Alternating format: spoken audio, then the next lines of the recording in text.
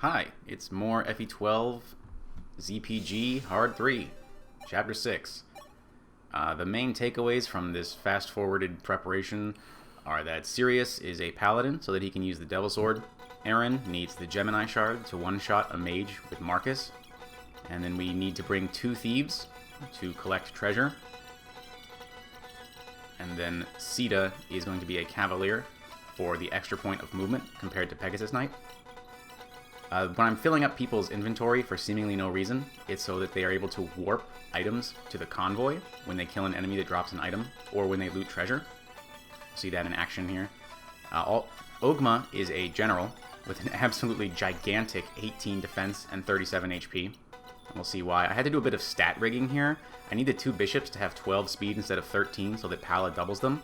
But I need the northern one to have 4 defense and 31 HP instead of 3 defense and 30 HP so that Pala doesn't one-round him.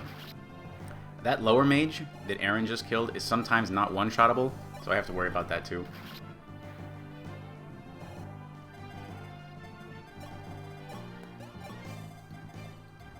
So the thieves start making their way, but there's a bunch of enemies here on the left that are a problem. They approach your army even without entering their range, which means they're going to be covering that save tile right when I need to use it, and they'll probably actually just collapse on my army before I'm ready, or before I'm able to deal with them at all. So Ogma, as a general, moving to the southwest here, is able to draw all of their attention towards the south, away from the save tile, and does so taking relatively little damage here on enemy phase. Thankfully, these enemies are very dumb and pile up behind each other instead of just going around behind Ogma. He never even has to battle those mages. That one bishop used a Swarm Tome on Aaron, which is basically bolting or meteor or whatever, no big deal. Pala is using the Heath Lance there for its improved hit chance. That crit obviously wasn't necessary because I rigged the stats for her to double him, but fine, whatever. And then we warped the door key to the convoy for Marth to use. You might be wondering why I'm using Umina here instead of Militia.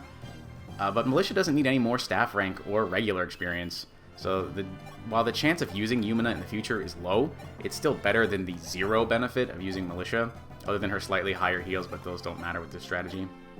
So there's just a very small reason to bring Umina and no reason to bring Militia.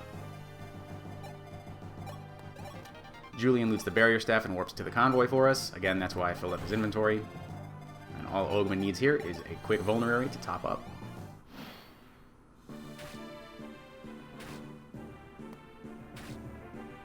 Again, I wanted Pala to not kill this bishop on this turn. And the enemies are so stupid. We get some new units here. They're bad. I can't imagine what Intelligent was possibly thinking, giving you a level 5 archer in Chapter 6, after we already got Ryan, Gordon, Warren, and Castor, but whatever. Fine. Getting some heals out on Pala here, because she's got a lot more combat left. Julian's going to Convoy Warp again. This time it is the Libra Star Shard, which gives you +2 luck. It's pretty bad, but it's free stats, so it's still okay.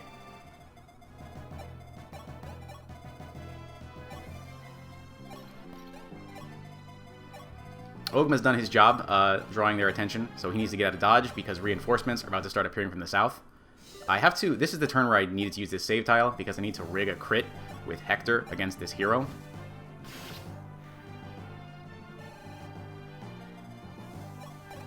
And Sita, we set up that kill specifically for Sita to get a nice chunk of experience, as well as convoy warping the secret book dropped by that bishop. The hero that Pala just killed doesn't appear on difficulties below Hard 3, so that's kind of annoying, and it really informed a lot of this strategy because I desperately needed to keep the save tile available for this turn, and the hero also prevents me from opening that door any earlier turn because him and the mage will kill whoever opens the door unless you rescue them, but that's a waste of rescue, and also they don't pull unless you're in range of both of them, so it's just a terrible situation. You really just need to kill him right away on a player phase to have any chance.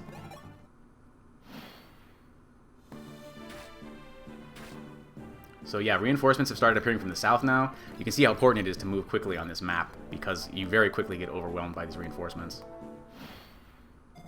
But thanks to Ogma's 6 movement, he's able to outrun all these units, all the enemy units here, so he'll be fine. Doesn't need any more help.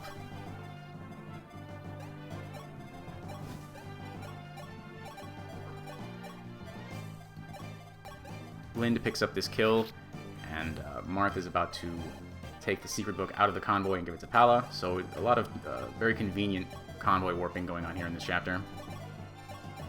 She goes ahead and uses that secret book right away.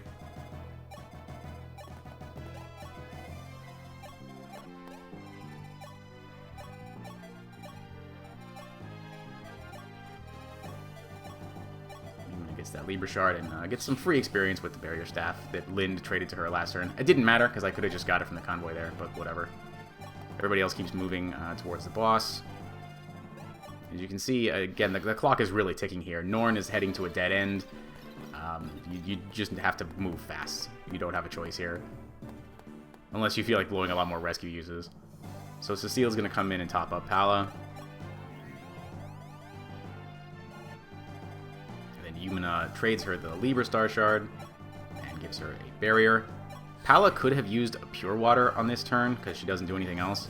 But I'd rather save the Pure Waters for situations where barrier isn't an option. And I'm using Bartray because even with Hector, Pala won't one-round the Armor Knight that she fights, but she might as well get some axe experience, and I don't have any regular Iron Axes, so it's either Bartray or Hector, and Bartray is obviously the less valuable one. So Sita is going to need to cross this entire room on next player phase to recruit Samto. We're also going to need a path open for Pala to get to the boss and for Marth to get to the throne. But again, Pala can't kill this Armor Knight even with Hector. So I had to use this specific formation to trick the AI into giving me a favorable positioning, where Sita and Pala just have a free path to where they need to go. There is one Armor Knight in the way, but Sirius and Lind are going to take care of him for us. It goes without saying that Pala did not need to dodge that attack. That's why I used the barrier. She would be at about 2 HP if both the Armor Knight and Bishop had hit. There was a strat where I wanted to like crit with Hector and kill the boss with Samto using the Armor Slayer, but it just wasn't enough damage ultimately.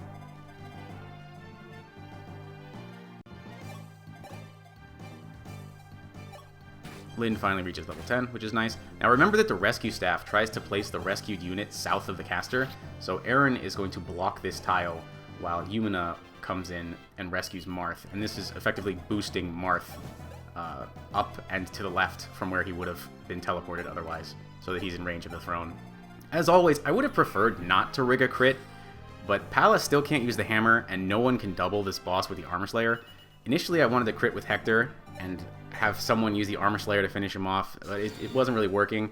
One alternative might have been to bring a hero Ogma and use the Physics Staff and Rescues to get him on the front line and hold that choke point earlier.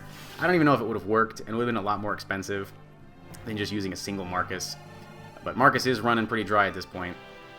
This is easily the most LTC-looking finish I've ever done in a Fire Emblem game. It's just completely overwhelmed, and we only barely scrape out of C's before it's too late. That's Chapter 6 in a blinding 6 turns. Thank you for watching.